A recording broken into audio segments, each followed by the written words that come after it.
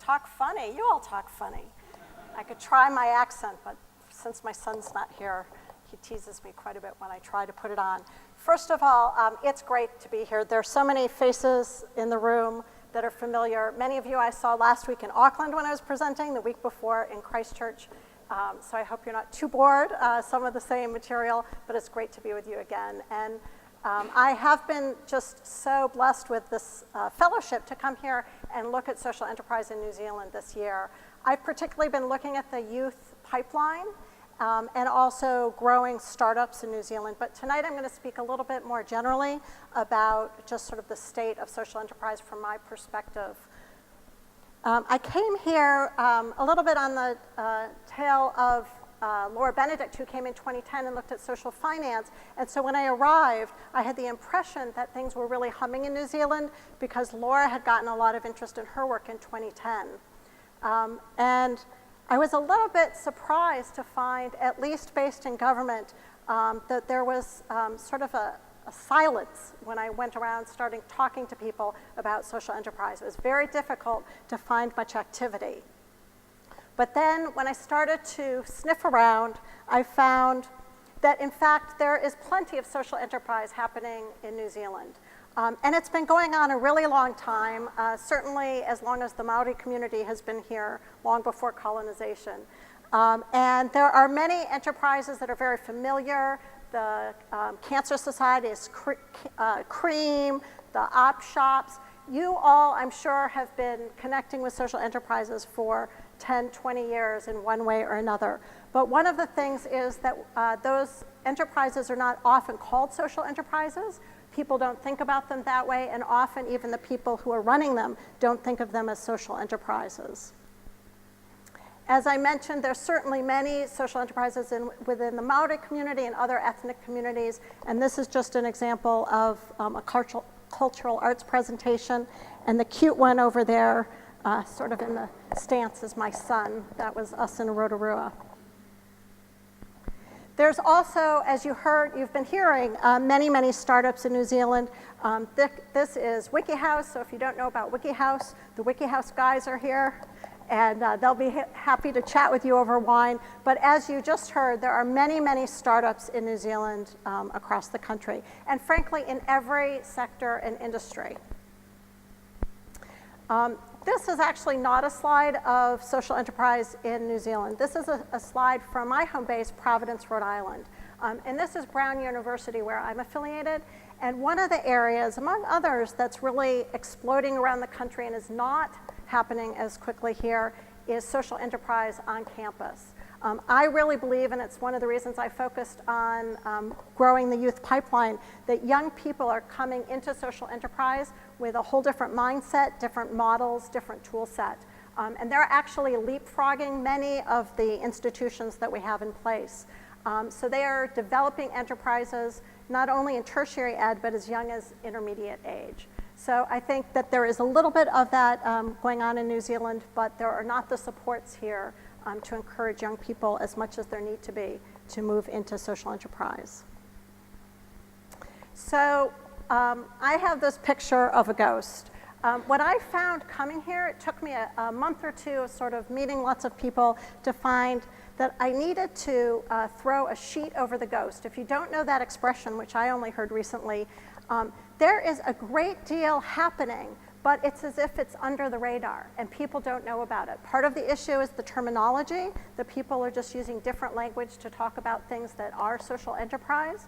And part of it is, as you've heard tonight, a consistent theme that things are very under-resourced. So I think there is a great deal happening, and one of the things that needs to happen is to connect the dots, give shape to all the cool work that's happening. This is, of course, a greenhouse, and one of the things that I think that's most important is to create a system that will begin to support all of the good social enterprise work that's taking place. If you think of what happens in a greenhouse, there are all the conditions that you need to support fragile plants to grow and to produce fruit. And that is not happening in New Zealand. It is true New Zealand is quite a bit behind many developed countries as well as developing countries around the world. And I think it's not because of a lack of cool ideas. And as you've heard tonight, it's not for a lack of wonderful startups. but it is a lack of an infrastructure to support them to move from early stage to develop, test, refine, grow, and scale. And that kind of greenhouse system, it's what's missing in New Zealand. Interestingly, in my own community in Providence, Rhode Island, we had a very fragile social enterprise system about 10 years ago as well. We were facing terrible economy after the recession. We were the second highest level of unemployment. And we had a very small incubator, and it wasn't very effective. It was terribly under-resourced. A number of us came together in the bad economy and decided to pool some resources to see if we could move our incubator to the next level. This is a model of where it is today. And in just 10 years, we started developing accelerator programs. We started doing convenings like this, started doing a lot of capacity development. We started connecting a lot with students in tertiary ed. We started connecting with funders. Similar to here, I've heard a huge amount during my time here that there's not the wealth and there's not the interest on the investment side. And then I just constantly am meeting with people that say that they're very interested in investing privately in social enterprise, but they just don't see the system for how to get involved.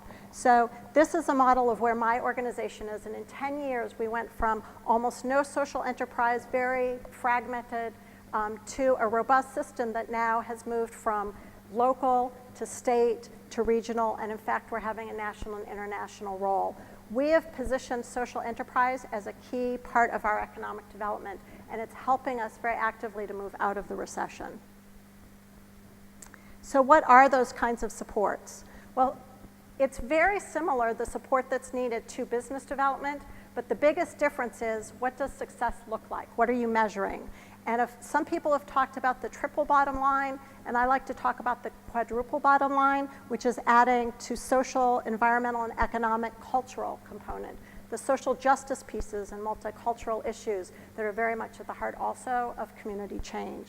So the difference is that the system is very much like a business incubator, but you have to think about from not only an investment side, but some other nuances of what it's going to look like to measure success in different ways. So this is the process that a typical commercial business would go through, as well as the social enterprise, starting in the early idea phase and moving through levels of development. And this next slide, it'll show you, if you think the first stage, it says experiment to catalyze, sustain, and early stage growth, and then scale. Around the globe right now, most enterprises are getting stuck from going from catalyze to sustain and growth, sustenance and growth. In New Zealand, as you heard, I think, again, themes tonight, many are having trouble getting out of the experiment stage. They have fantastic ideas, very innovative. They're putting teams together, they're testing them, they're iterating, and they're good to go, and then they're getting stuck. They're getting stalled because there really aren't the supports to help them move to the next level. This is an example of the kind of system that you would put in place that would support fragile social enterprises. Could be existing not-for-profits already with an operation, a business operation, or it could be a startup. It could be a social enterprise that wants to go into a new product line. But these are the kinds of supports that would encourage the whole ecosystem. It's doing the kind of networking that's happening tonight. It's doing the kind of learning and development, often technical assistance. It's access to capital, growing the markets, and demonstrating impact. I think most social enterprises really begin with the end in mind. They're always asking themselves the question from the very beginning, what does success look like and how are we moving along in that continuum? So, as I said, the role of intermediaries, networks, developing business acumen, markets, access to capital, and impact.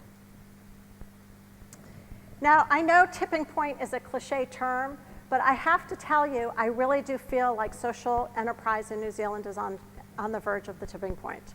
I really do. I am sort of astonished. I feel like I've been here for 6 or 7 months, and all I've done is focus on getting to know what's happening in social enterprise. And every day I learn about new, really quite innovative social enterprises. And everyone I hear about is fragile. So I feel that if you think again of the greenhouse analogy and you think about getting just a few of the supports that are needed, some of these social enterprises are just going to explode. And I think one of the things you need in New Zealand is you need a few big successes. You need to know what it looks like to sort of break out so everybody can say, oh, now I get it, that's social enterprise.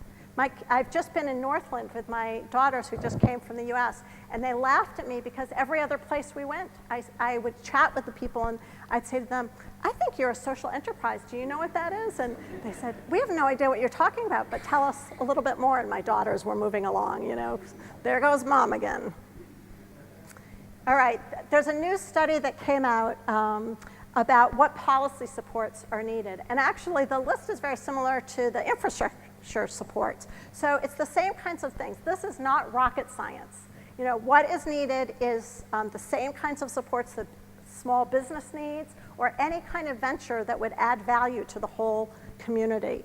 And so none of those supports are right now in New Zealand. There's no policy in social enterprise. And without that policy, really the community can't come together across the sector to grow. So I think thinking about it holistically, the first thing that is needed is for there to be a policy that says social enterprise is important for many reasons, social reasons, environmental reasons, and economic development reasons in New Zealand, and it makes sense to grow social enterprise. And then all the other policy issues where there's opportunities and barriers need to flow from there. So I see social enterprise as completely aligned with government priorities. It definitely is about social outcomes.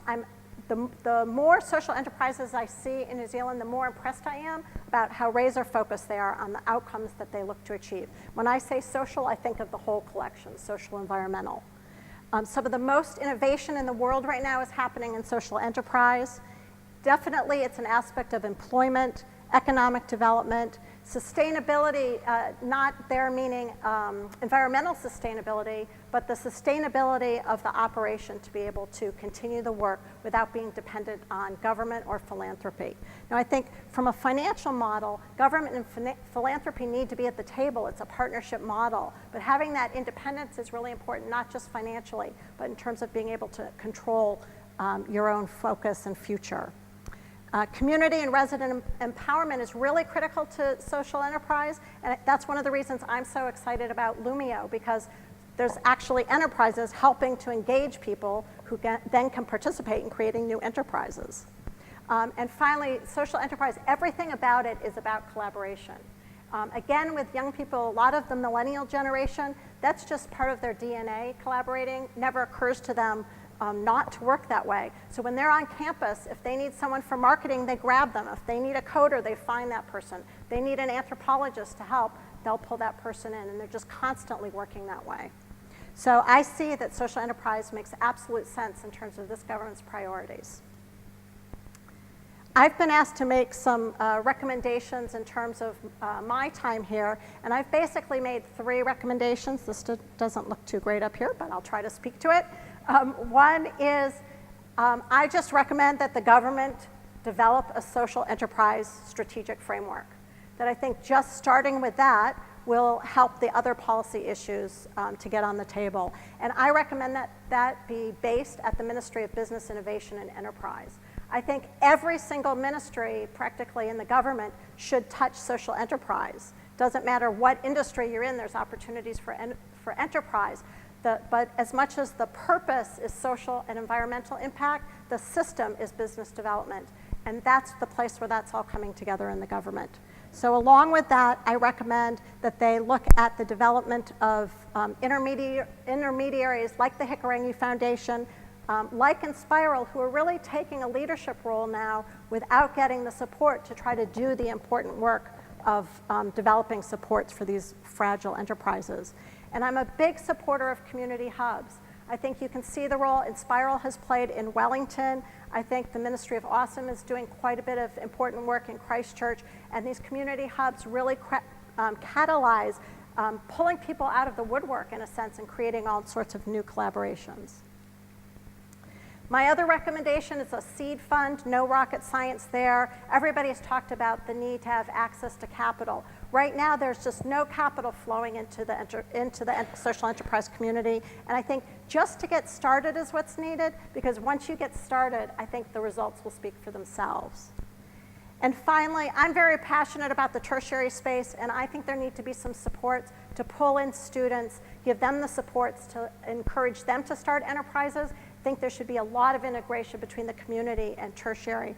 I think you'll see wonderful things come out of that collaboration.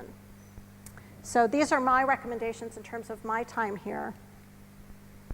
As I said, from the beginning, we're starting with the end in mind. There are so many issues. There are many particular issues in New Zealand, things like teenage suicide, which are just devastating. So I think whether you're looking at New Zealand issues or you're looking at global issues, there's plenty to work on.